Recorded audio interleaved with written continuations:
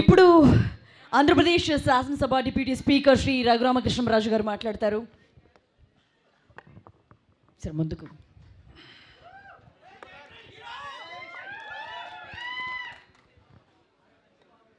ఈరోజు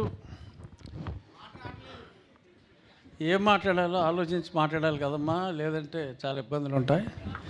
అందుకని కిరణ్ నాకు బాగా పరిచయం ఉన్న హీరో. ఇప్పుడే దుర్గేష్ గారు చెప్పినట్టు మన పక్కింటి కుర్రోళ్ళలాగా ఉంటాడు అని. ప్రతి ఒక్కరూ కూడా ఇక్కడ ఇంతమంది ఉన్నారు, ఆల్మోస్ట్ అందరూ కూడా హీరోని తనతో ఐడెంటిఫై చేసుకునే అంత మనలాగా, అంటే ఒక హీరో అంటే ఏదో పెద్ద 6 ప్యాకులు 8 ప్యాకులు ఇటువంటివి ఏమీ లేకుండా సాదాసీదాగా ఉండే మనలాంటి, అంటే నాలా కాదులే, అలా కొంచెం సన్నగా ఉండే వాళ్ళలాగా ఉండే ఒక కామన్ మ్యాన్ లాగా ఉండే వ్యక్తి. నిగర్వి వరుసగా మరి 9-10 హిట్ సినిమాలు వచ్చినప్పటికీ కూడా చాలా సాత్వికంగా ఉండే మంచి వ్యక్తి అతను. అంటే మన తెలుగు అబ్బాయి, మన తెలుగు అమ్మాయి శ్రీగౌరి, చాలామంది అంత చక్కటి పేర్లుంటే ఏయో పిచ్చి పిచ్చిగా పేర్లు మార్చుకుంటూ ఉంటారు హీరోయిన్లు.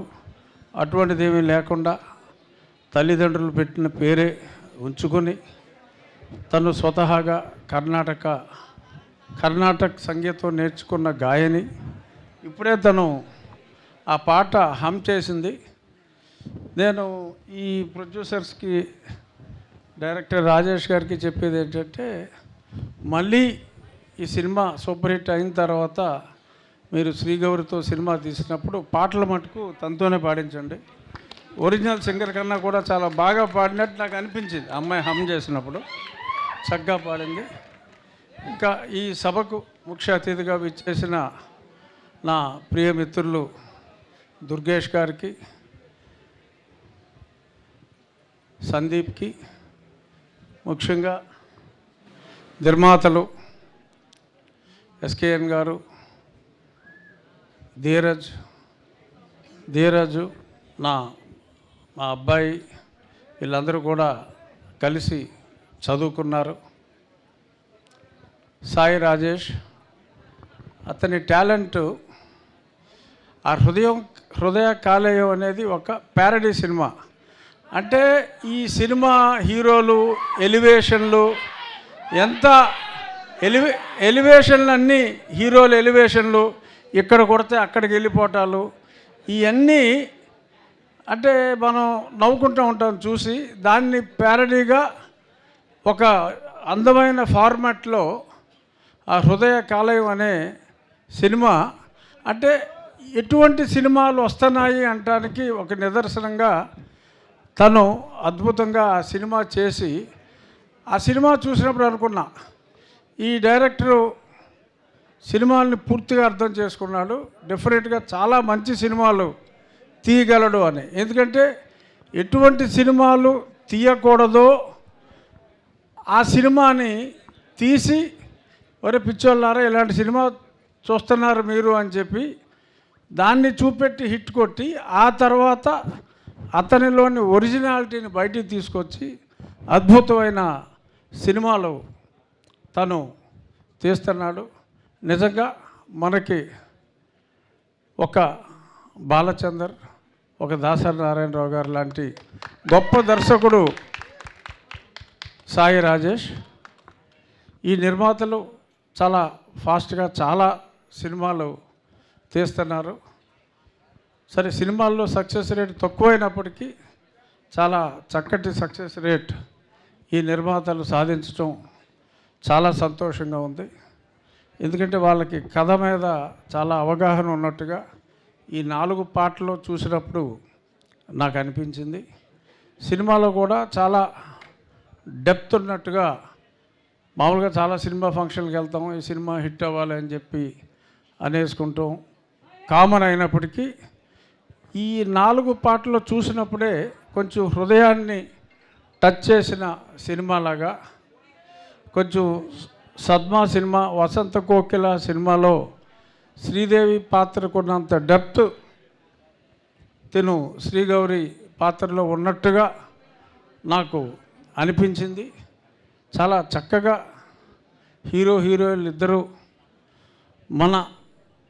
మన తెలుగు హీరోయిన్లు చాలా చక్కగా నటించినట్టుగా ఆ టీజర్ చూస్తేనే, ఆ సాంగ్స్ చూస్తేనే మనకు అర్థమవుతుంది. దుర్గేష్ గారు వెళ్ళిపోయారా? సరే, ఆయనకి ఏదో చెప్పాలనుకున్నాను, వెళ్ళిపోయారు. ఎందుకంటే సరే, మామూలుగా మేము పొలిటీషియన్లు చెప్తూ ఉంటాం, ఏది కావాలంటే అది ఇచ్చేస్తాం, అది ఇది అని. కానీ ఒక సినిమా, ఇదే సినిమా సపోజ్ ఒక 10 కోట్లు అయింది అనుకోండి, ఊరికి ఎగ్జాంపుల్ చెప్తున్నా, 10 అయ్యుండొచ్చు, 20 అయ్యుండొచ్చు, అంతే. ఒక 10 కోట్లు అయ్యుంటే కేరళలో మనం ఇదే సినిమా తెస్తే 5 కోట్లలో పూర్తయిపోతుంది. ఎందుకు అంటే ఇక్కడ మనకి టెక్నీషియన్ లేరు, టెక్నీషియన్లను ఎక్కడి నుంచో తెచ్చుకోవాలి, డబల్ బేటాలు అన్నీ పే చేయాలి, చాలా ఇబ్బందులు ఉన్నాయి, కాస్ట్ ఎక్కువ అవుతుంది. సో అందుకని ఇన్ఫ్రాస్ట్రక్చర్ క్రియేట్ చేయాలి. ఎవరో స్టూడియో కడితే సరిపోదు, మొత్తం టెక్నీషియన్లు అందరికీ ఒక హౌసింగ్ కాలనీ ఇచ్చి వాళ్ళందరికీ ఇక్కడికి ఉండేలాగా ఏర్పాట్లు చేసి, మ్యూజిషియన్స్ని కానీ లేకపోతే ఆల్ డిపార్ట్మెంట్స్ 24 క్రాఫ్ట్స్ వాళ్ళకి ఒక కాలనీ ఏర్పాటు చేసి ఇన్ఫ్రాస్ట్రక్చర్ ఇస్తే సినిమా కాస్ట్ బాగా తగ్గి మరిన్ని మంచి సినిమాలు ఇక్కడ రావడానికి ఉంటుంది. కాబట్టి ఆ దిశగా ఎంకరేజ్ చేయాలి అని చెప్పి పవన్ కళ్యాణ్ గారిని కూడా రిక్వెస్ట్ చేసి, ఎందుకంటే ఏదన్నా ఫాస్ట్గా చేయాలి అంటే సినిమా గురించి ఆయనకి పూర్తి అవగాహన ఉంది. కాబట్టి ఈ ప్రొడ్యూసర్స్ మళ్ళీ ఇలాంటి ప్రొడ్యూసర్స్ ఎక్కువ సినిమాలు ఆంధ్రాలోనే తీయాలి అంటే కాస్ట్ ఎక్కువ అవుతుంది వీళ్ళందరికీ. అయినా సరే రాష్ట్రం మీద మమకారం కావచ్చు, లొకేషన్ వాళ్ళు కావచ్చు, ఇక్కడ తీస్తున్నారు. వాళ్ళకి అత్యంత సహకారం పవన్ కళ్యాణ్ గారు అందించాలని మనస్ఫూర్తిగా కోరుకుంటూ 24th జూలై మళ్ళీ ఇక్కడ ఉన్న వాళ్ళందరూ ఖచ్చితంగా ఇదే థియేటర్లో ఈ సినిమా చూస్తారు. ఇందాక అందరూ నేను బెజవాడోని అంటున్నారు. వాళ్ళు బెజవాడోళ్ళు అవునో కాదో నాకు తెలియదు, కానీ నేను మటుకు పక్కా బెజవాడోని. నేను పుట్టింది పెరిగింది అంతా ఇక్కడే చదువుకున్నాను. ఇంటర్మీడియట్ వరకు లైలాలో చదువుకున్నాను. విజయవాడలో శిరీష్ రాజు గారు నా తాతగారు, నేను పుట్టింది పెరిగింది అంతా నేను పక్కా బెజవాడోని. ఇదే థియేటర్లో సింహాసనం సినిమా కూడా నా చిన్నప్పుడు నేను చూసిన వాడిని. ఈ థియేటర్లో ఈ సినిమా చాలా బాగా సూపర్ హిట్ అవ్వాలని కోరుకుంటూ, కిరణ్ అండ్ శ్రీగౌరి మరిన్ని మంచి సూపర్ హిట్ సినిమాల్లో యాక్ట్ చేయాలని మనస్ఫూర్తిగా కోరుకుంటూ, all the best to your entire team. Thank you very much. Thank you Raghu Rama Krishna Raju garu. Thank you for gracing this event.